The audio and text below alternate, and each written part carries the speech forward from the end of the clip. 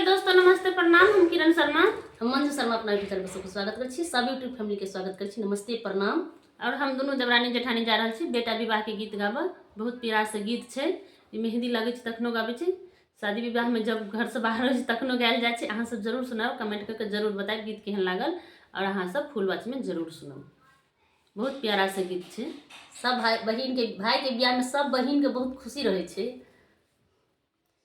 ढोल बजी है, ताश बजी है, ढोल बजी है, ताश बजी, बज रही है दुआर सहनाई, बज रही है दुआर सहनाई। नाचो नाचो रे सखिया हमारी, नाचो नाचो रे सखिया हमारी।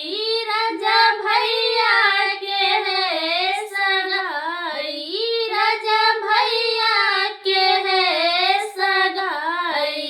भैया के हाथों में मेहंदी सजी है, भैया के हाथों में मेहंदी सजी है। राजा भैया दूल्हा बने हैं, राजा भैया दूल्हा बनी है। घर में है खुशियाँ ही छाई, घर में है खुशियाँ ही छाई। नाचो नाचो रे सखिया हमारी, नाचो नाचो रे सखिया हमारी। राजा भैया के है सगाई, राजा भैया के है सगाई।